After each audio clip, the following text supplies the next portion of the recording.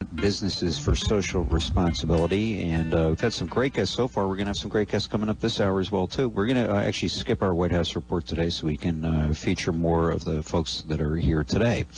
And again, you can join us on the program. Dennis, thanks for your call this morning at 244-1777. That's our local number in Central Vermont. Toll free, you can reach us at 877-291-8255. Let's give a nice warm Radio Vermont welcome this morning to Sharon Combes-Farr. She's the director of the Vermont Digital Economy Project, and we're going to be talking about something that's up in the sky that's not the sunshine, but is there are actually a couple of clouds out there this morning.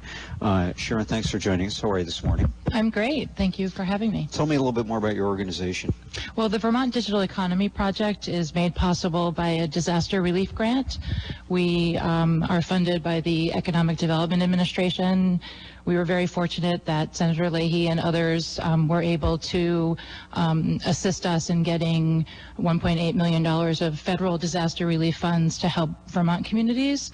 And our project has the benefit of being informed by the eVermont project, which was about a 2 to 3 year project funded by the National Telecommunications Administration. And so we're applying several of the principles from eVermont to help 25 Vermont communities that were highly impacted by Tropical Storm Irene. Okay. And one of our most popular services that we're offering these communities is free small business and nonprofit advising. And today we're offering a workshop to help small businesses use cloud computing to help create resilience during times of disaster, grow their online presence, and just generally be both prepared for disaster and recover much more quickly if it does happen.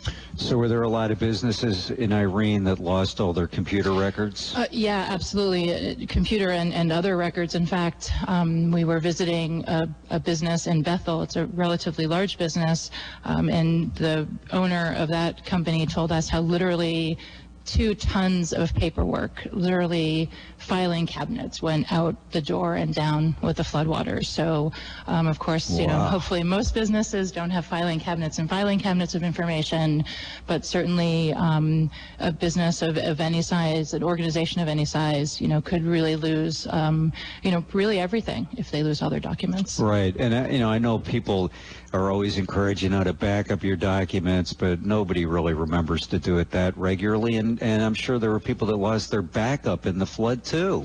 Well, right. I mean, I know every business, and depending on your size, depending on the type of business, the need for security, there's obviously no one solution, but certainly more and more is happening in the cloud, even if you don't know it. If you use Gmail, you use YouTube. I've been amazed how myself I'm in the cloud. Right. With you know, my team and we travel all over Vermont, so we're not always in the same place. So we use Google Docs to share our information. I have an app on my iPad so that I can, you know, literally be changing a document at the same time that one of my team members is doing something else somewhere completely different, and you really get used to it. I mean, and even from a personal standpoint, you know, my brother is in England, and I see his photos immediately on iCloud and that sort of thing. So I think we're all getting into the cloud more and more, and certainly to harness it to prepare for disaster is really important. Is there actually a Cloud 9? Just kidding. So talk about how complicated this is. If I own a business, I mean, what do I have to do to get into the cloud? Well, first what you should do is attend one of our free small business workshops. And Pat Ripley from the Vermont Small Business Development Center will go through all of the different levels. It's really, it's easy to do. Of course, you'll want to do an assessment of how important your documents are and what is most vital for you for continuity of the business. And then you can start to look at, really there's a full range of just free tools to spending $20 to $30 a month to having, you know, obviously a bigger solution where IBM or someone like that could tailor a solution for you. But the price range is, you can really start literally for free and then just go from there based on your needs. So how does this work? If I have a document, how do I get it into the cloud? Can I just sort of email it into the cloud? forward it into the cloud? How do I get it into the cloud? It just, so let's just say someone sent you a document on email. All right. So you could literally just upload that to, for example, Google Docs. You're literally saving it there. It's almost like you're saving it on a shared drive or some other drive or a folder on your computer. It's just that this drive is literally in the cloud. So it may not seem different to you as you save it, but you just know it could be a Google Drive. If you have a Lenovo pad or something like that, it's there's a SkyDrive, or you could have a paid-for solution where you know you're saving it there as well. Okay. So where is this stuff actually sitting? Is it in like Colorado on some huge server under a mountain somewhere? There certainly are large servers, and you know, they're literally all over the world. So you can you know, do research about the solution that you're looking for to find out exactly where it is. But I know, for example, in Montreal, there's huge servers, and so it really could be, I don't want to say anywhere, but you can certainly research to find out where your provider has their servers. Are there security questions? There are security questions. I was actually looking online yesterday. That is the biggest question that people ask about. So certainly you want to do a full assessment of what your different level of needs are and what your concerns are to find the right solution. Okay. What are some of the concerns what are some of the issues on the security front? Well, I think people are fearful. I mean, you see things on the news where, you know, what is it, Hillary Clinton's information or something was found, presumably from an online database or something. So I just think there's concerns that people can access your information or hack into it, but certainly, you know, that can also happen on a physical device. So you just want to make sure that you're using a reputable service, and that if you have higher security needs, then you can obviously pay for different solutions. So does this work in any way similar to hard drive backups? Theoretically, it is like that, yes. It's just that physically you're not saving it on a hard drive that you have there. I mean, I've visited schools in Vermont where both the primary source and the secondary source are essentially in the same room, and there are businesses with that as well. And those are expensive solutions that if you need to upgrade it, you're paying again to upgrade, or it becomes outdated. So with a cloud solution, you can be very nimble in you know, continually upgrading it for a pretty low fee. Can it sort of update itself? Can you have it at the end of the day, the way some people do with a physical hard drive? You can say, back everything up that's new today. Can you have it send to the cloud everything that you've done today without you really having to do anything? Yeah, you certainly can do that, and you can also have it, for example, when we were talking about the free solutions like Google Docs and even paid-for solutions where it's literally happening all the time, that it's being, you know, uploaded and saved, and then you can devise your own solution to save it at night. And then sometimes, based on the size, say you're using a data center or something, with a virtual solution, you may not, if you have terabytes and terabytes and terabytes of data, you might not want to save everything. Maybe you're only saving, you know, the most recent information. Right. Can you use this for things other than documents? Yeah, really, you know, anything. Sure. Okay. I mean, any data. Okay. Photos, any type of file, images, video, I mean, really anything that's in data form. Okay. So when you talk about YouTube, so is everything on YouTube somehow in the cloud? Is that? Yeah. Really? Okay. So, okay. YouTube is owned by Google. I think Google has, 2% of the world's cloud server space or something. Yes. All right. So is this a relatively new concept? And if so, I mean, what did it take to sort of get it? What did it take? What was the infrastructure that had to happen in order for the cloud to be created?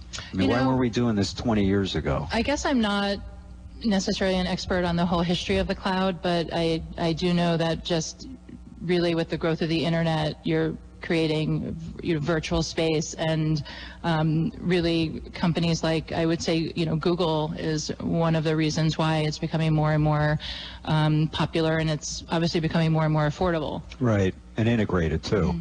So the businesses that you assisted with this, did they find you, or are you finding them, and is this still ongoing? This is still ongoing. So our grant is on a pretty quick timeline. went into effect on January 10th, and we have 18 months to do many, many deliverables. So it's not just the business consulting. We're also doing downtown Wi-Fi zones. We're working with municipalities to make sure they're getting key governmental and other information also on the web for their citizens. We're training people on digital literacy at local libraries and really a number of other things. But to answer your question, we are running several free workshops, and then we're also doing one-on-one consulting. So you'll see in all the local papers and other places that all these workshops are getting set up primarily in really flood-impacted communities. So we have a workshop series in Waterbury, a 3-workshop series coming up, also in Wilmington, in Ludlow, and then we're working with multiple, literally dozens of other towns to do that. So you can also go to vtrural.org and look for the Vermont Digital Economy Project and contact us or the Vermont Small Business Development Center, and we can certainly reach out to you that way as well. This making downtowns hot zones and Wi-Fi areas, is this part of this resilience too? Yeah, it is. Basically, if folks remember back to when Irene hit, you had many people were obviously disconnected, towns, many were isolated, and some communities were able to access information because they had Wi-Fi or they had internet access at home and other places. So from a disaster resilience standpoint, there's that functionality, but then also our grant is also fostering economic development every day and not just in terms of disaster. So you'll see there are many communities. I know Bennington has a project where they'd like to add Wi-Fi to their historic downtown because they think that will really help businesses grow and help the community. Vermont, which we talked about earlier, did some very, very nice Wi-Fi zones in Vergennes and Bristol and some other towns that have made a lot of impact not only on access to the internet, but really for economic development of the downtown. What do you have to do when you create these Wi-Fi zones so that they're flood-proof? Well, it's interesting that you bring that up because the EDA, which is the same source of funding for our project, also recently announced a similar size grant to the Vermont Telecommunications Authority, where they're actually going that extra step of adding backup internet service and power generators and all of that. So our project is not taking it to that extreme, but there is a sort of a sister project out there that is going to that extreme with generators and making sure that there's I think they're going to be using a satellite backup for internet access. So if your regular internet service provider is cut off, that you have this other backup. Can't drown that satellite up in the sky, up in the cloud, shall we say. Sharon, thanks for your time this morning. Appreciate it very much.